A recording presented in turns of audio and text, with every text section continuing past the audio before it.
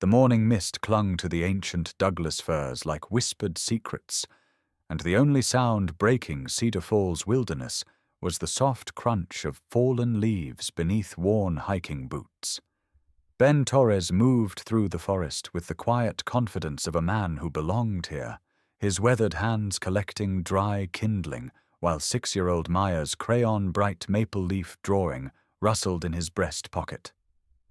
Then the silence shattered.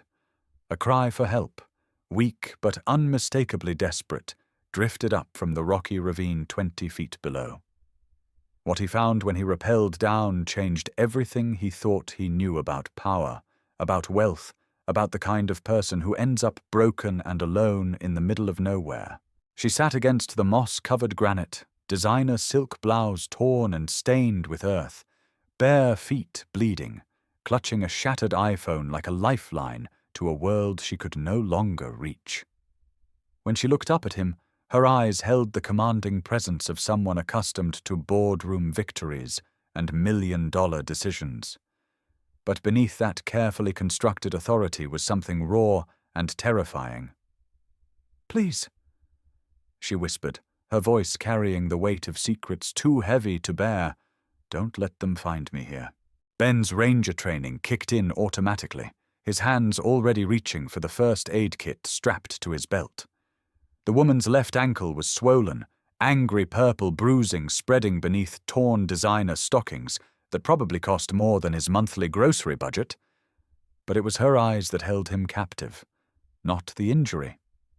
Those weren't the eyes of someone who'd simply taken a wrong turn on a hiking trail. They belonged to someone running from something far more dangerous than getting lost in the Oregon wilderness. "Mom, you're hurt," he said gently, the same tone he used when Maya woke from nightmares about the mother she barely remembered. "Let me help you up to my cabin. We need to get that ankle looked at." She flinched when he moved closer, her whole body tensing like a cornered animal. "I can't," she breathed, clutching the broken phone tighter. "If they track the GPS, if they find out where I am—" Her voice trailed off, but the fear in it was louder than any scream. The woman's hands trembled as Ben carefully wrapped her ankle with medical tape, her designer rings catching what little sunlight filtered through the canopy above. She moved with an odd contradiction, simultaneously fragile and commanding, like someone used to having others handle every detail of her life, yet tough enough to survive a night alone in the wilderness. "What's your name?" Ben asked, keeping his voice steady and non-threatening. She hesitated for what felt like an eternity, her gaze darting between his face and the steep ravine walls surrounding them. "Alex," she finally said, and something about the way she said it suggested it wasn't the whole truth. Ben didn't push.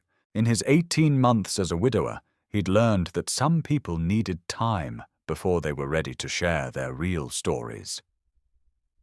"Well, Alex, I'm Ben. And right now the only thing that matters is getting you somewhere safe and warm." The relief that washed over her face was so profound it almost knocked him backward. The walk back to Ben's cabin took nearly 40 minutes, with Alex leaning heavily on his shoulder and wincing with each step. She said nothing about the modest ranger station he called home, though he caught her studying the hand-carved wind chimes Anna had made during her final summer, the vegetable garden Maya helped tend, the pile of split firewood that represented hours of evening work after his daughter went to bed. When the front door burst open and Maya came running out in her favorite unicorn pajamas, Ben watched Alex's entire demeanor shift. The commanding presence softened into something almost vulnerable, as if she'd forgotten what it felt like to see pure, uncomplicated joy in another person's face. "Daddy, is she hurt like Mommy was?" Maya asked with the brutal honesty that only 6-year-olds possessed. Ben's chest tightened at the innocent question that always managed to find the tender spots in his carefully constructed new normal. "She's hurt differently, sweetheart, but we're going to help her feel better, okay?" Alex's gratitude was quiet but absolute as Ben settled her on the living room couch with Maya's favorite fuzzy blanket and a cup of coffee that was probably the first thing she'd consumed in hours. She accepted his offer to stay until her ankle healed, with the kind of relief that suggested she truly had nowhere else to go. But it was the way she thanked him that stuck with Ben long after Maya had chattered herself to sleep that night. Not with the performative politeness of someone accustomed to service, but with genuine surprise, as if kindness without expectation was a foreign concept in her world. "I was supposed to meet my driver today," she said carefully, catching herself before revealing too much, "but I don't think that's going to happen anymore." The way she stared at her broken phone suggested that whatever life she'd been living had ended the moment she'd fallen into that ravine. Ben found himself wondering what kind of world she came from, where accepting help from a stranger felt like such a monumental risk. The first few days fell into an unexpectedly natural rhythm. Alex woke before dawn, silently padding to the kitchen where she'd find Ben already preparing Maya's breakfast and lunch for school. She'd learned to make coffee the way professional baristas did, though she never explained where she'd acquired that particular skill. Maya, with the adaptability of childhood, simply accepted Alex's presence as if mysterious women recovering from forest accidents were a normal part of their routine. "Can you do the funny voices again?" Maya would beg each morning, and Alex would transform into pirates and princesses and talking animals with a theatrical flair that suggested either natural talent or expensive training. Ben watched these interactions with growing fascination, noting how Alex seemed to come alive when Maya laughed, as if she were remembering some essential part of herself she'd lost along the way. But it was the small things that intrigued him most. The way Alex instinctively knew which fork to use for salad, how she reflexively reached for her phone every few minutes before remembering it was broken, the careful way she spoke about her past, always in vague generalities that revealed nothing concrete. By the end of the first week, Alex had become an integral part of their evening routine. She'd help Maya with homework while Ben prepared dinner, and somehow she possessed an encyclopedic knowledge of environmental science that made Maya's school projects come alive with details about carbon footprints and sustainable living practices. "How do you know so much about saving polar bears?" Maya asked one night, her crayon poised over a drawing of melting ice caps. Alex's answer came with the passionate intensity of someone who'd spent considerable time thinking about such things. "We start by changing how big companies think, sweetie. Sometimes the people in charge don't realize how much damage they're causing until someone shows them a different way." Ben glanced up from the stove, struck by the authority in her voice when she spoke about corporate responsibility. It was the tone of someone who understood exactly how those systems worked, not from the outside looking in, but from somewhere deep within the machinery itself. When Alex caught him staring, she quickly shifted the conversation back to Maya's homework, but the moment lingered between them, like an unasked question. The second week brought a comfortable domesticity that surprised them both. Alex insisted on contributing to household chores, though her technique suggested someone learning these skills for the first time. She approached cooking with the methodical precision of someone following a complex business plan, measuring ingredients with scientific accuracy, while Ben taught her that sometimes the best meals came from intuition rather than exactitude. "You don't have to make it perfect," he told her as she fretted over slightly unevenly diced onions. "Maya and I were pretty easy to please." The grateful smile she gave him suggested that the concept of easy to please was revolutionary in her experience. During those quiet evening hours after Maya went to bed, they'd sit on the front porch while Alex peppered him with questions about forest management, wildlife conservation, and the daily challenges of protecting thousands of acres of wilderness with limited resources. Her questions weren't casual curiosity. They had the focused intensity of someone building a comprehensive understanding of complex systems. It was during one of these evening conversations that Ben noticed the way Alex tensed whenever aircraft passed overhead. A commercial flight would send her reaching for the broken phone before she caught herself, and the distant thrum of helicopter blades made her go completely still, like prey sensing a predator. She tried to hide these reactions, but Ben had spent enough time in the wilderness to recognize the signs of someone being hunted. "Alex," he said one night, as she visibly flinched at the sound of a small plane passing over. "What exactly are you running from?" She was quiet for so long, he thought she might not answer. When she finally spoke, her voice carried the weight of decisions that had cost her everything. "The kind of people who don't take no for an answer," she said simply. "The kind who think money can solve any problem and control any person." Ben studied her profile in the dim porch light, noting the way her hands clenched when she talked about control, the bitter edge that crept into her voice when she mentioned money. Whatever world she'd escaped from, it had left marks that went far deeper than a twisted ankle. The morning of the 11th day shattered their peaceful routine with the brutality of a natural disaster. Ben was leading a group of forestry students through the eastern section of the preserve when smoke began rising from the valley below, and within minutes the radio was crackling with emergency protocols for a fast-moving wildfire. His training took over, coordinating evacuation routes and calling for additional resources. But it was Alex's voice that cut through the chaos like a knife through silk. "This is Alexandra Hartwell," she said into her somehow functional backup phone, her tone carrying the unmistakable authority of someone accustomed to commanding immediate attention. "I need aerial support at coordinates 44.7 north, 121.9 west. Emergency wildfire suppression, priority Alpha." Ben's blood turned to ice water as the pieces clicked into place with devastating clarity. Alexandra Hartwell wasn't just any billionaire, she was the CEO of Hartwell Environmental Corporation, the company currently pushing legislation to clear-cut 50,000 acres of Oregon wilderness for industrial development. The woman he'd been sharing breakfast with for nearly 2 weeks was the architect of everything he'd spent his career fighting against. The confrontation came that evening after the fire had been contained and the forestry students safely evacuated.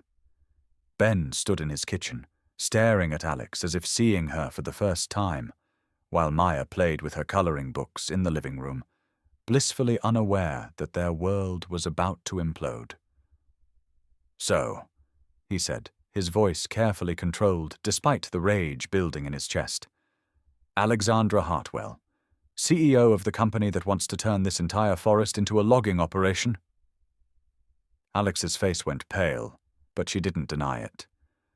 Instead, she squared her shoulders with the kind of dignity that only came from years of facing hostile boardrooms and aggressive shareholders. "Yes," she said simply. "That's who I am. Or rather, that's who I was." Ben laughed, but there was no humor in it, only the bitter recognition of betrayal. "Was? So what, you just decided to take a vacation from destroying the environment? Thought you'd slum it with the little people for a few days before going back to your corporate empire?" The hurt that flashed across Alex's face was so genuine it almost made him step back, but the anger was too fresh, too raw. "You know exactly who I am," he continued, his voice rising despite his efforts to keep Maya from hearing. "You know this is my job, my life, my daughter's future, and you've been sitting at my table, playing house with my kid, while planning to destroy everything we love." Alex's composure cracked like ice under pressure, and suddenly Ben could see the woman who'd been hiding behind the carefully constructed mask of corporate authority. "You think I wanted this?" she said, her voice shaking with emotion she could no longer contain. "You think I chose to inherit a company built on destroying everything beautiful in this world? You think I haven't spent every day for the past 3 years trying to find a way out of the legacy my family forced on me?" Tears were streaming down her face now, and Ben realized this was the first time he'd seen her cry, even when she'd been hurt and alone in that ravine. "I came here to disappear, Ben. I was supposed to sign papers that would clear-cut this entire forest, and instead I literally fell off a cliff trying to run away from that meeting. Every morning I've woken up in your house has been borrowed time, a glimpse of the kind of life I thought I could never have." She gestured helplessly at the modest cabin, at Maya's artwork covering the refrigerator, at the simple life they'd built together over 11 precious days. "Do you have any idea what it's like to discover that happiness doesn't require anything you thought was important?"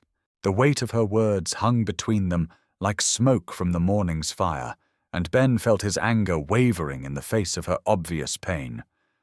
But before he could respond, the sound of approaching vehicles shattered the evening quiet.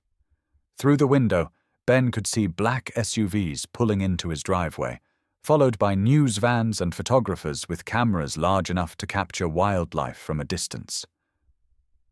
"They found me," Alex whispered, and the fear that had been hiding behind her corporate mask for 11 days finally broke free. An elderly man in an expensive suit emerged from the lead vehicle, flanked by men who moved with the controlled precision of private security. Even from 50 yards away, Ben could see the family resemblance in the sharp angles of his face, the commanding presence that Alex had inherited along with her burdens. "Alexandra," the man called out, his voice carrying easily across the distance. "It's time to come home. The board has made their decision about your extended absence." Alex's hands were shaking as she turned to Ben, and in her eyes he saw not the CEO who commanded billion-dollar corporations, but the frightened woman he'd found broken in that ravine. "I'm so sorry," she whispered. "I never meant for this to happen to you." The next few hours unfolded with the surreal quality of a nightmare. Theodore Hartwell, Alex's grandfather and the true power behind Hartwell Environmental Corporation, had come prepared for war.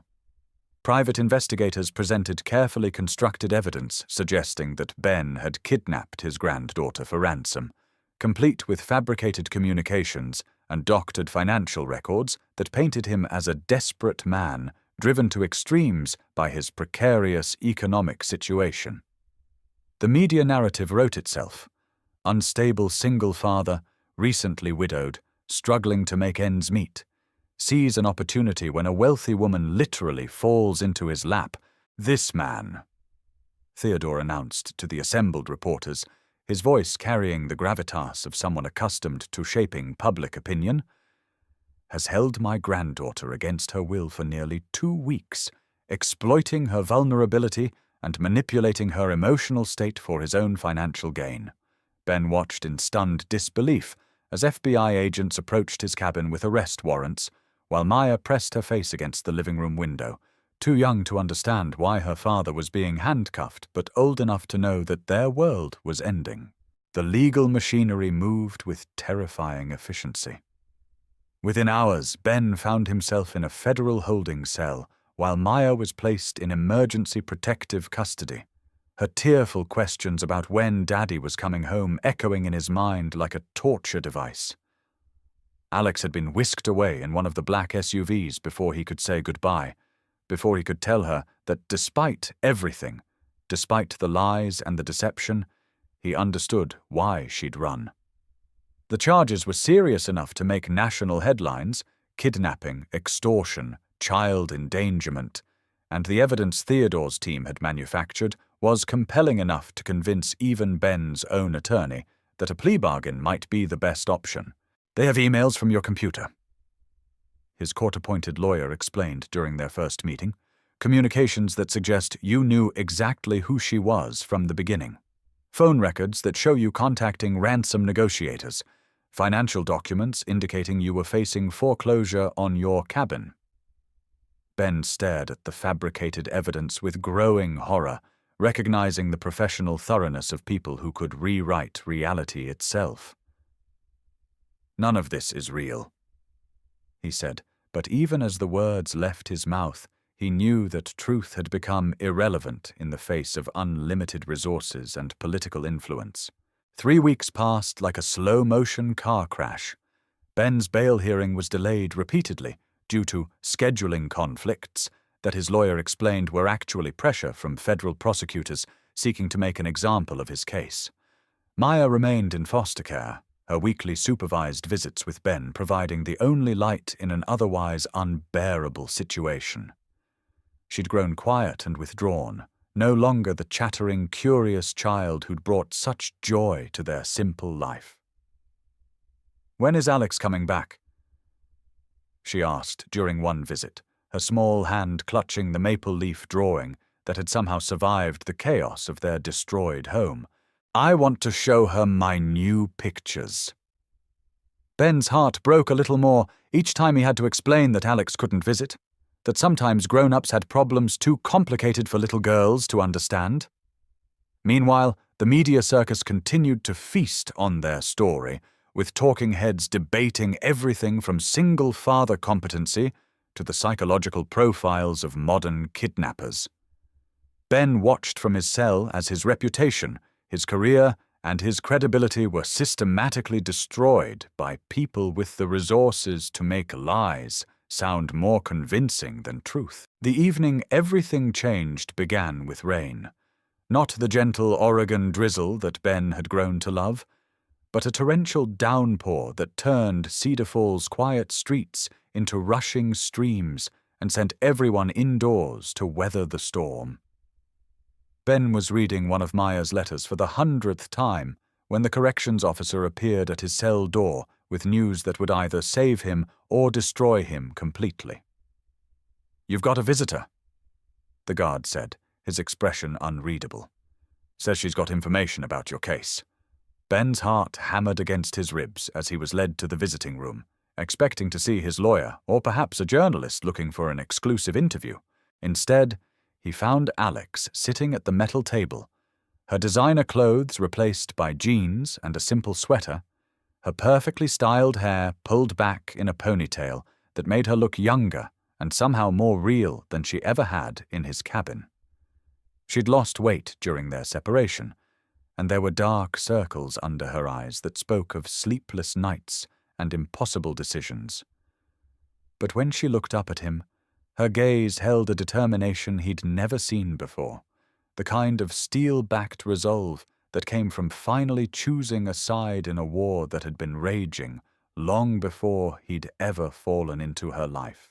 "I gave up everything," Alex said without preamble, her voice steady despite the magnitude of what she was telling him. "Signed over controlling interest in Hartwell Environmental to my grandfather, relinquished my board position, transferred my voting shares to the family trust. I'm no longer CEO, no longer heir apparent, no longer anything but another unemployed citizen with a law degree and a very expensive education in environmental science." Ben stared at her across the small table, trying to process the implications of what she'd just revealed. "The kidnapping charges will be dropped within 24 hours. She continued, pulling a thick folder of legal documents from her bag.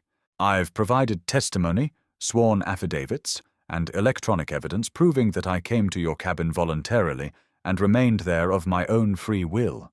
My grandfather's private investigators have been given new instructions, and the fabricated evidence against you is being formally retracted." She leaned forward, her eyes intense with the same passion he'd seen when she talked to Maya about saving polar bears. "But that's just the beginning, Ben. I've spent the last 3 weeks liquidating every personal asset I could access without board approval. Real estate, art collections, investment portfolios, everything my trust fund accumulated over the years."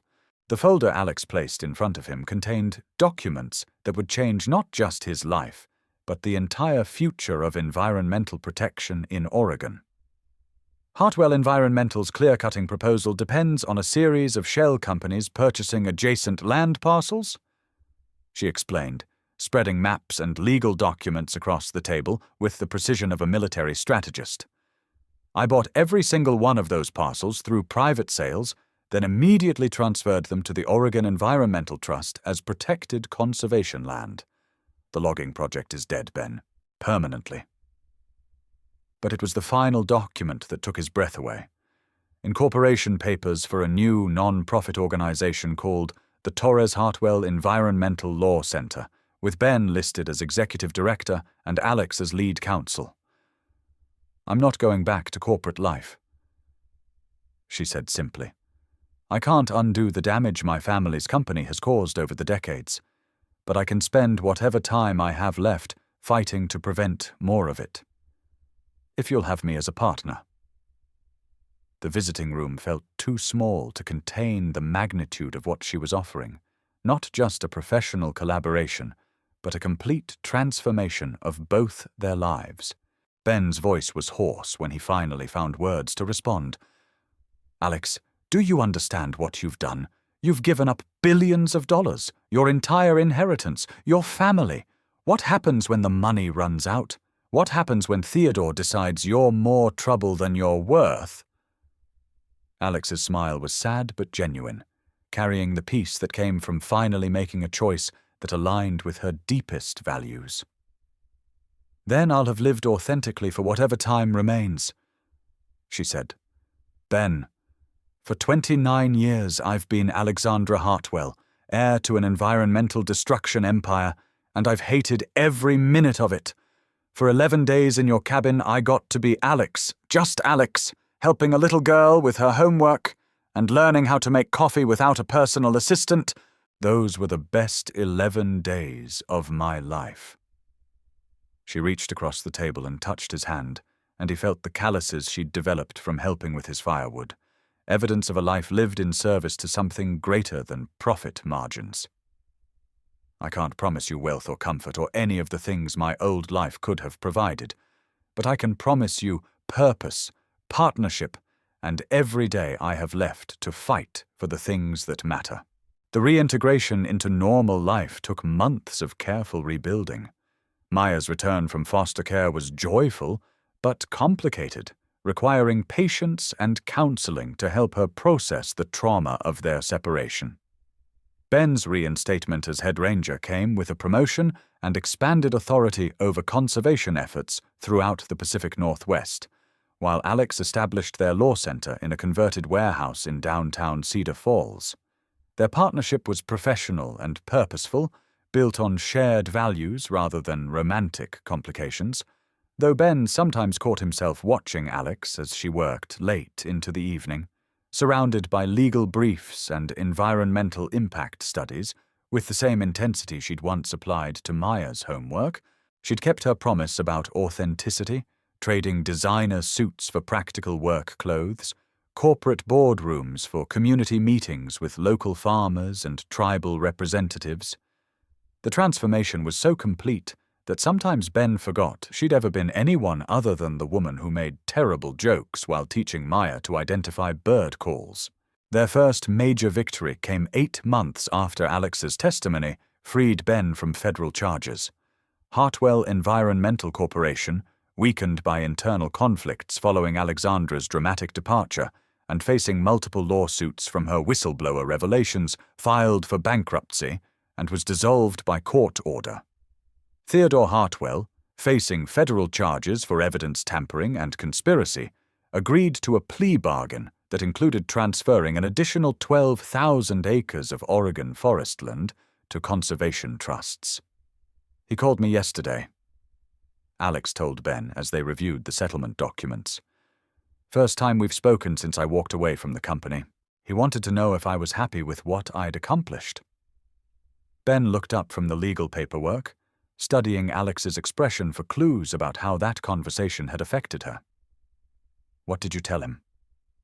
Alex's answer came with the quiet confidence of someone who'd found their true calling. "I told him I sleep better at night than I have since I was Maya's age. The law center grew steadily, attracting environmental attorneys from across the country who wanted to work for purpose rather than profit. Alex proved to be a formidable advocate, her insider knowledge of corporate environmental law combined with genuine passion, creating a legal strategy that corporate opponents found impossible to counter. Ben watched her argue cases with the same intensity she'd once brought to bedtime stories, transforming complex legal precedents into compelling narratives about protecting irreplaceable ecosystems for future generations. Maya, now 7½, had appointed herself the law center's unofficial mascot, arriving after school each day to help file documents and ask endless questions about why some people wanted to hurt forests. "Miss Alex," she said one afternoon while carefully organizing legal briefs, "when I grow up, can I be a forest lawyer too?" Alex's response carried the weight of dreams she'd never been allowed to pursue. "Sweetheart, you can be anything you want to be. That's the whole point of everything we're fighting for." The end came quietly, without drama or fanfare, on a Tuesday morning in early spring when the Douglas firs were just beginning to show their new growth. Ben had noticed Alex's cough getting worse over the winter months, though she'd dismissed his concerns with the same stubborn independence that had driven her to walk away from billions of dollars. When she finally agreed to see a doctor, the diagnosis was both swift and devastating. Advanced lung cancer, almost certainly caused by decades of exposure to industrial chemicals during her time overseeing Hartwell Environmental's manufacturing operations. "How long?" Ben asked the oncologist, though Alex's calm acceptance of the news had already provided most of the answer. 6 months, maybe 8 with aggressive treatment, came the reply that changed everything once again. Alex listened to the treatment options with the same analytical precision she brought to legal research, but Ben could see in her eyes that she'd already made her decision about how she wanted to spend whatever time remained. Alex chose quality over quantity, trading chemotherapy for hiking trails and legal briefs for long conversations with Maya about the importance of protecting beautiful things. She worked until her body wouldn't let her continue, spending her final weeks in Ben's cabin surrounded by the forest sounds that had become the soundtrack to her transformation from corporate executive to environmental warrior. Maya, with the adaptability of childhood and the wisdom of someone who'd already lost one important woman in her life, appointed herself Alex's caretaker, reading stories and bringing wildflower bouquets with the same dedication she'd once shown to homework assignments. "Are you scared?" Maya asked one afternoon as they sat on the front porch, watching a family of deer graze in the meadow beyond. Alex's answer was honest, but gentle. "Not scared, sweetheart. Just grateful that I got to know what it feels like to live for something bigger than myself." The funeral was small but meaningful, attended by environmental lawyers, forest rangers, and tribal elders whose land had been preserved through Alex's legal work. Maya insisted on speaking, standing at the podium in her best dress to tell the assembled mourners about how Alex had taught her that love wasn't about staying forever, but about what you chose to leave behind. Ben watched his daughter with pride and heartbreak, marveling at the wisdom that loss had forced her to develop far too early.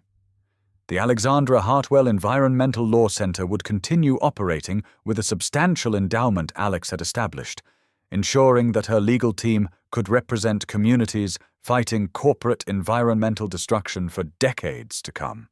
Her personal papers, including a detailed memoir about her transformation from billionaire heiress to environmental advocate, would be published posthumously with proceeds benefiting forest conservation efforts throughout the Pacific Northwest. 3 years later, Ben stood at the entrance to Alex's trail, the hiking path through Cedar Falls wilderness that had been dedicated in her memory, watching Maya lead a group of 4th graders on their first official nature walk. At 9 years old, his daughter moved through the forest with the same quiet confidence that had once belonged to him alone, pointing out different tree species and explaining the ecological importance of old-growth forests with an authority that would have made Alex proud. The memorial plaque at the trailhead bore a simple inscription: Alexandra Hartwell, 1994 to 2028. She taught us that love isn't about staying, it's about what you leave behind. Visitors often paused to read those words, many of them unaware that the woman honored there had once commanded a corporate empire worth billions of dollars before choosing a different kind of legacy. Maya paused her nature lecture to approach the memorial plaque, her young face serious as she addressed her student group. "This lady used to live with my dad and me," she explained with the matter-of-fact tone that children used for profound truths. "She was really rich, but she gave up all her money to save trees. Some people think that was crazy, but I think it was brave." One of the older students raised her hand with a question that adults had been asking for 3 years. If she was so rich, why did she want to live in the woods instead? Maya's answer came with the wisdom of someone who'd witnessed extraordinary transformation firsthand. Because she learned that being happy doesn't cost anything. It just means choosing to protect the things you love more than the things you own. Ben felt his throat tighten as he listened to his daughter unconsciously echo the lessons Alex had taught them, both during their brief time together. As the student group continued down the trail, chattering about what they'd learned and debating which trees were their favorites, Ben remained by the memorial plaque for a few extra minutes. The forest around him was thriving, protected in perpetuity by legal frameworks Alex had spent her final years constructing. Hartwell Environmental's former logging sites had been replanted with native species, and wildlife populations were recovering in areas that had been slated for industrial development.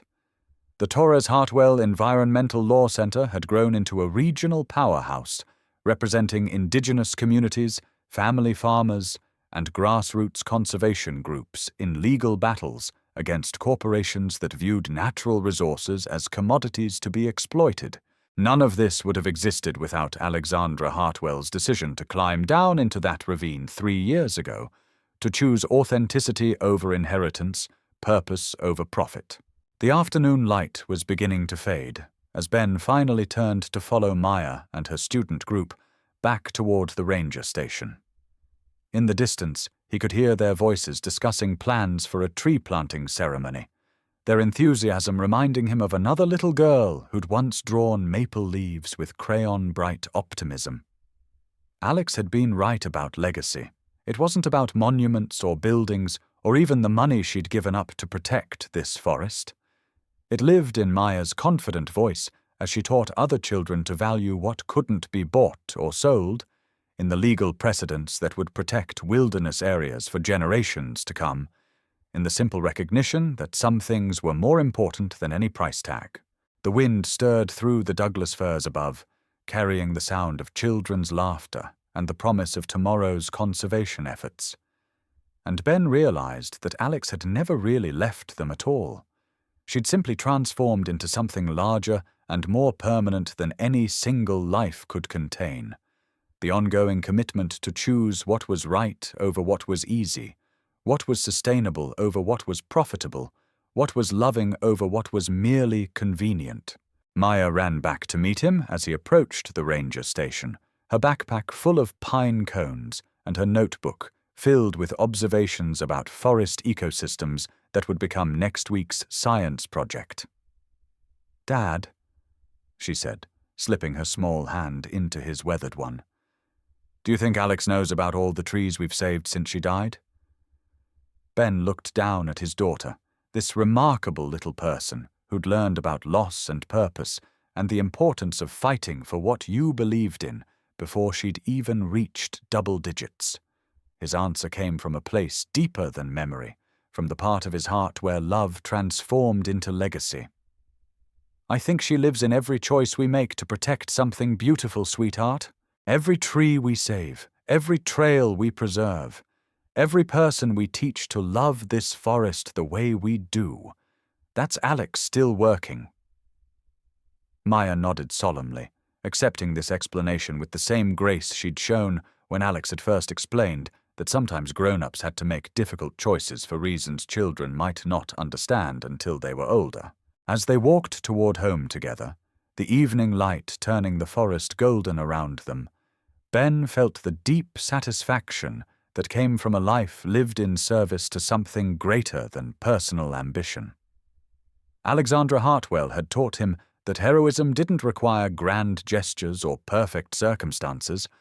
Sometimes it was as simple as choosing to help a stranger, as quiet as offering kindness without expectation, as profound as sacrificing everything you'd been taught to value for the sake of what truly mattered. Their story had become part of Cedar Falls folklore, told and retold by hiking guides and environmental educators who understood that the most powerful transformations often began with the smallest acts of compassion.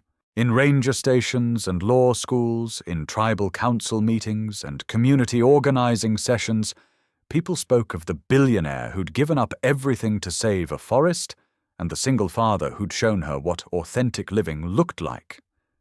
But Ben knew the real story was simpler and more complex than any legend could capture. It was about two broken people who'd found healing in service to something larger than themselves, about a little girl who'd learned that love meant protecting what you treasured most, about the recognition that some choices echoed through generations in ways the choosers could never fully anticipate or control. The porch light was on when they reached the cabin, casting a warm glow over the hand-carved wind chimes Anna had made, and the vegetable garden Maya tended with the same care Alex had once shown to legal briefs. Inside, dinner was waiting. Simple food prepared with attention and eaten with gratitude, the kind of meal that Alex had learned to appreciate during her 11 days of discovering what wealth actually meant.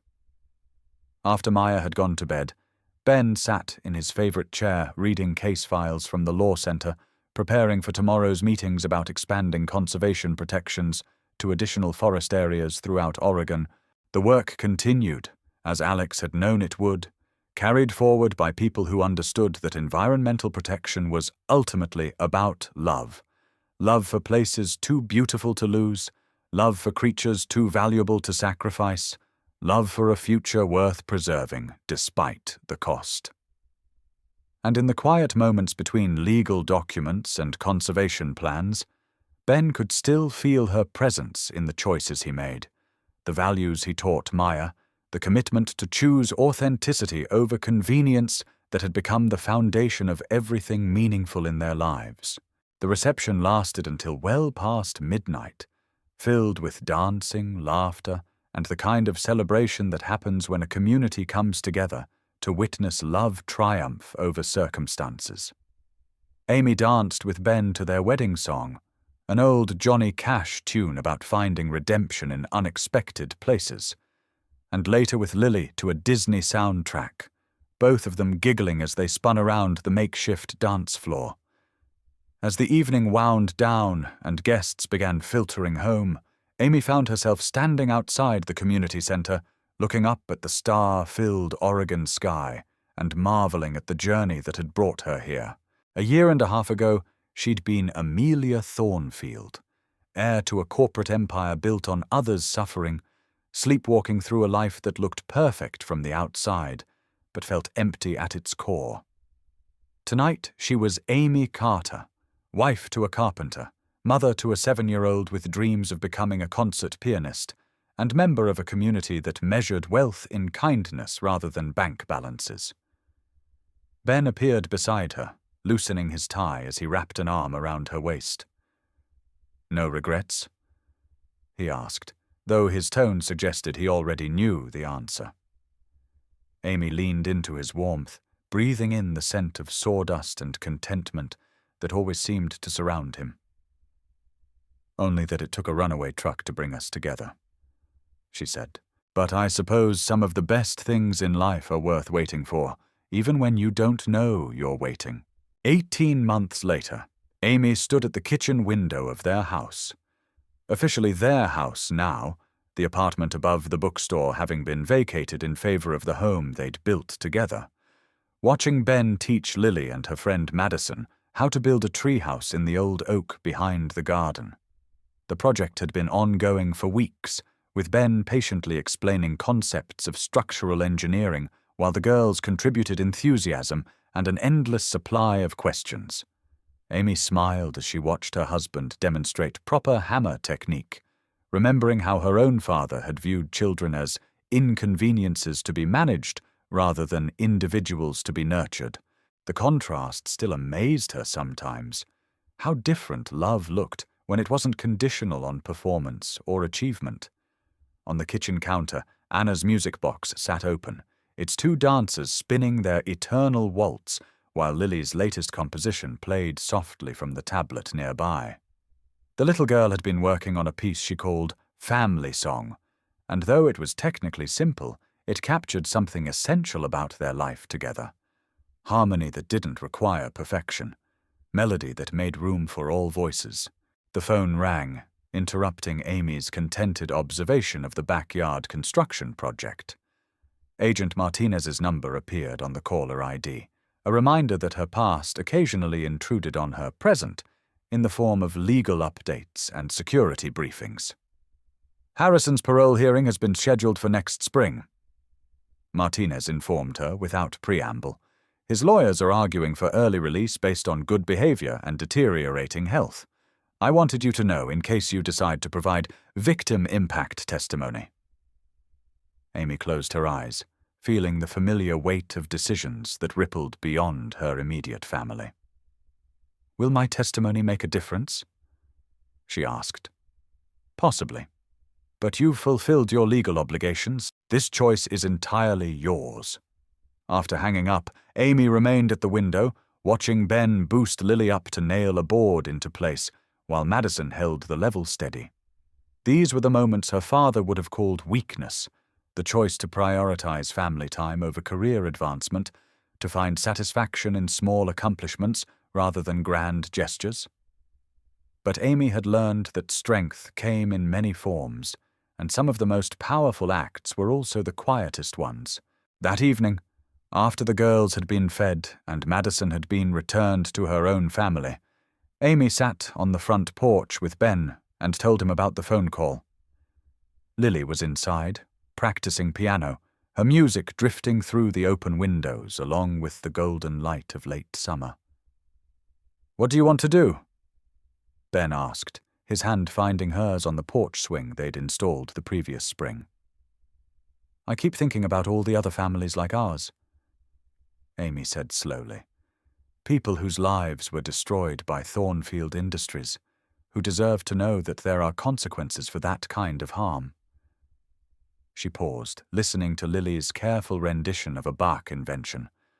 Technically imperfect, but filled with the kind of joy that made imperfection irrelevant. "But I also think about Lily, about the life we've built here, about whether stirring up the past serves anyone at this point." Ben was quiet for a long moment, considering her words with the same thoughtfulness he brought to every important decision. "Anna used to say that sometimes the bravest thing you can do is choose peace over justice, especially when you've already paid such a high price for doing what's right." Amy squeezed his hand, grateful as always for his ability to see complex situations clearly. "And sometimes," she replied, "the bravest thing is to keep fighting, even when you're tired of the battle." In the end, Amy chose to provide written testimony for her father's parole hearing rather than appearing in person.